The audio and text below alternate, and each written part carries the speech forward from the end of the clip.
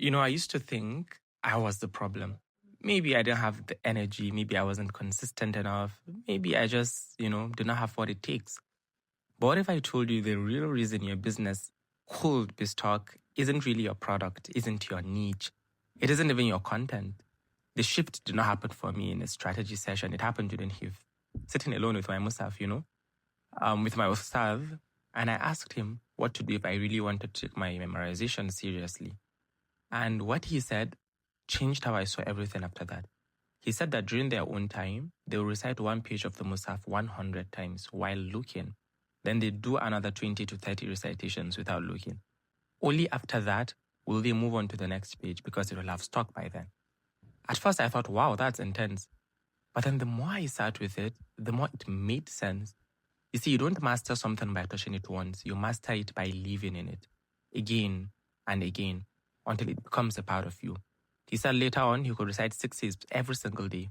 You see, it wasn't just like talent. It wasn't some miracle specific to him. It was some volume. It was deliberate repetition. It was showing up even when it didn't feel like anything was taken. And that's when it hit me. That's exactly why most businesses stay stuck. It's not always because you are doing the wrong thing. It's not always because your offer is bad or your posts are weak. It's because you haven't done it enough times for it to stick, probably. You haven't posted enough to see patterns. You haven't collected enough feedback to improve. You haven't shown up enough for the market to recognize you. You think people are ignoring you. They are not. They just haven't seen you enough times to trust you. You're trying to build a high-income business with, one post a week. You're showing up when you feel like it and calling it consistency. You're judging your product based on, 5 likes. But the problem is not that your business is broken. It's that your audience does not even remember you yet. And if they do not remember you, how will they trust you? And if they do not trust you, how will they then buy from you? This is what I mean when I say your volume is too low. You haven't even given the algorithm enough to work with. You haven't given your people enough chances to say yes. And without that volume, how do you even know what's working? And if you don't know what's working, how then can you improve? And then if you don't improve, how can anything change? The issue is not that you are unskilled per se. It's that you keep stopping too early. You are quitting at post number 3. You are ghosting your own consistency before it even has a chance to compound. And you see, when I applied that HIFT principle to business, everything changed. I stopped romanticizing the idea of going viral. I stopped getting discouraged when one post did not perform. I stopped asking why is nobody buying, and started asking, have I even done this enough times to get a fair result, So I started to post with structure. I started testing ideas without being emotionally attached to the outcome. I started studying what actually made people respond. And I kept doing it, even when I was tired, even when it felt like nobody was watching, even when the numbers were low. And then without warning, the same post that got ignored last month started getting shares, DMs as a result of them. And the same audience that scrolled past me started saving and DMing, as I said. And the same content that used to fall flat started bringing sales. Not because I changed the product, but because I finally built volume. People want results from one story, but the story didn't even land in their subconscious because they only saw it once. One story, one reel, one caption. It's not enough.